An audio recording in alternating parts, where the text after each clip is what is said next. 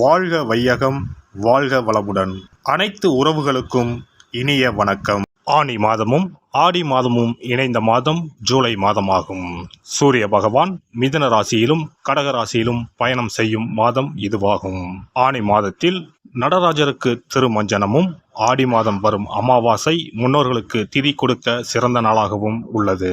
அம்மனின் அருளை பெறுவதற்கு உரிய ஆடி மாதம் இந்த ஜூலை மாதத்தில்தான் பிறக்கிறது. இம்மாத கிரக நிலைகளை பார்க்கும்போது மேசராசியில் செவ்வாய் மற்றும் சந்திரனின் சஞ்சாரம் உள்ளது.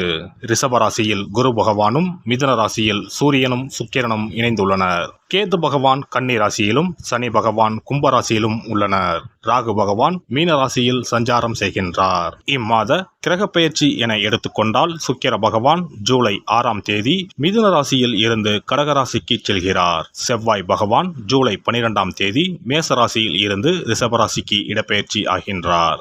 ஏற்கனவே ரிஷபத்தில் சஞ்சாரிக்கும் குரு பகவானுடன் செவ்வாய் பகவான் இணைந்து குருமங்கள யோகத்தை உண்டாக்குகிறார். அதே சமயம் இந்த ஜூலை மாதம் 16ஆம் தேதி இரவு 17ஆம் தேதி அதிகாலையில் சூரிய பகவான் மிதுன ராசியில் இருந்து பெயர்ச்சியாகி கடகராசியில் சஞ்சாரம் செய்கின்றார். இது ஆடி தமிழ் மாத பிறப்பை குறிக்கும்.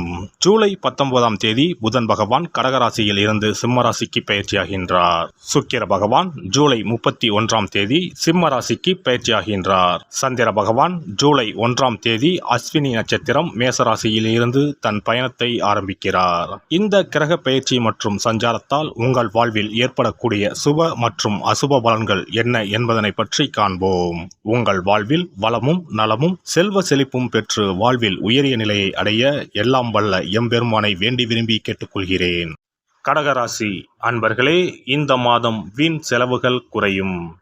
எந்த ஒரு வேலையை செய்து முடிப்பதிலும் இருந்த தடை தாமதம் நீங்கும். வீண் விவகாரங்களில் தலையிடுவதை தவிர்க்கவும். மற்றவர்களுக்காக வாதாட வேண்டாம். வருமானம் கூடும், மன திருப்தி உண்டாகும். தொழில் வியாபாரத்தில் ஈடுபட்டு இருப்பவர்களுக்கு புதிய ஆர்டர்கள் பெறுவதில் இருந்த தடைகள் நீங்கும். வரவு இருந்த போதிலும் வியாபாரம் தொடர்பாக திடீர் முதலீடு செலவு உண்டாகலாம். உத்தியோகத்தில் இருப்பவர்கள் மிகவும் கவனமுடன் இருப்பது நல்லது. மேலிடத்துடன் கனிவை அனுசரிப்பது நல்லது. உறவினர்கள் நண்பர்கள் உதவியாக இருப்பார்கள். குடும்பத்தில் இருப்பவர்களை அனுசரித்து செல்வது நல்லது. வாழ்க்கை துணையின் உடல் நலத்தில் கவனம் தேவை. பிள்ளைகளுக்காக அலைய வேண்டி இருக்கும். மகிழ்ச்சி உண்டாகும். பெண்களை பொறுத்தவரை அடுத்தவர்கள் பிரச்சனைகளை தீர்க்க முயற்சிகளை மேற்கொள்வதை தவிர்ப்பது நல்லது. தேவையற்ற செலவு ஏற்படலாம். எதிலும் கவனமாக இருப்பது நல்லது. கலைத்துறையினரை பொறுத்தவரை முயற்சிகளில் சாதகமான பலன் இருக்கும். பணவரத்து அதிகரிக்கும். தொழில் தொடர்பான காரியங்களை யோசித்து செய்வது நல்ல பலன் தரும். வீண் கவலை ஏற்பட்டு நீங்கும். பணவரத்து திருப்தி தரும். புத்தி சாதுரியத்தால் எல்லாவற்றையும் சமாளித்து வெற்றி காண்பீர்கள். அரசியல் துறையினருக்கு மேலிடம் நீங்கள் சொல்வதை கேட்டு நடக்கவில்லையே என்ற எண்ணம் ஏற்பட்டு நீங்கும். வழக்குகளில் சாதகமான நிலை காணப்படும். நீங்கள் மற்றவர்களுக்கு உதவிக்கரம் நீட்டுவதில் தயங்க மாட்டீர்கள். பேச்சு திறமை அதிகரிக்கும். நட்சத்திர பலன்கள். புனர்பூசம் நட்சத்திரம். இந்த மாதம் உடற்சோர்வு உண்டாகலாம். பூர்வீக சொத்துக்கள் மூலம் வரும் வருமானம் தாமதப்படும். திருமணம் தொடர்பான முயற்சிகளில் சாதகமான நிலை இருக்கும். தொழில் வியாபாரம் தொடர்பான காரியங்களில் எதிர்பாராத தடை ஏற்பட்டு நீங்கும். பணவரத்து அதிகரிக்கும். எதிர்பார்த்த பண உதவி வந்து சேரும். உத்தியோகத்தில் இருப்பவர்கள் மேல் அதிகாரிகளை அனுசரித்து செல்வது நல்லது. பூசம் நட்சத்திரம். இந்த மாதம் அலுவலகம் தொடர்பான பணிகள் தாமதப்படும். எதிலும் கவனம் தேவை. குடும்பத்தில் இருப்பவர்களுடன் வீண் வாக்குவாதங்களை தவிர்ப்பது நல்லது. வாழ்க்கை துணையுடன் இருந்த மனஸ்தாபங்கள் நீங்கும்.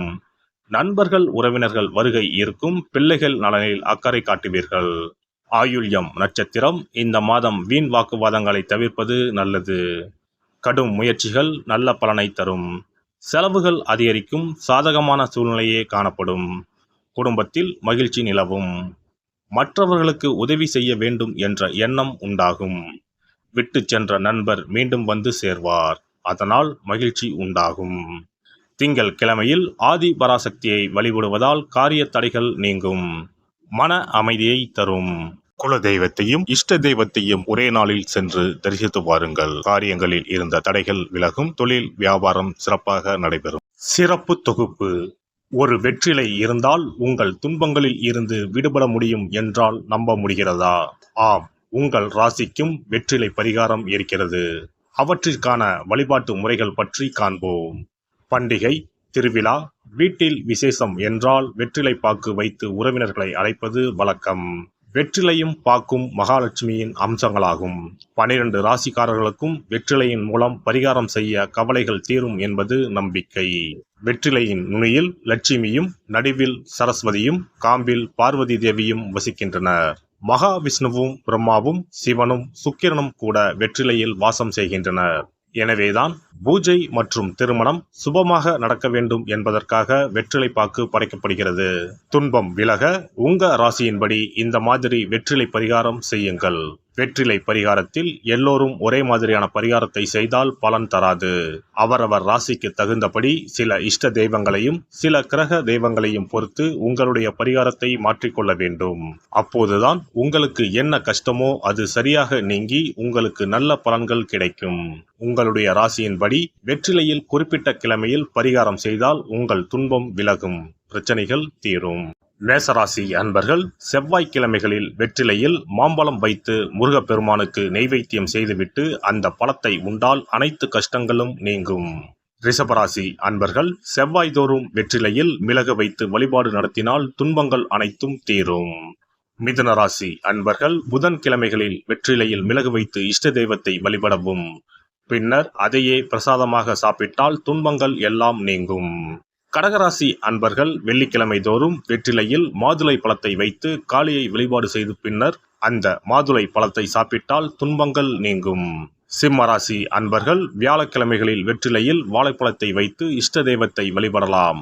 பின்னர் அந்த பழத்தை பிரசாதமாக உண்டால் கஷ்டங்கள் நீங்கும். கன்னிராசி அன்பர்கள் வியாழக்கிழமையில் வெற்றிலையோடு மிளகு வைத்து உங்கள் இஷ்ட தெய்வத்தை வணங்குங்கள். உங்கள் துன்பம் துயரம் எல்லாம் தீர்ந்துவிடும்.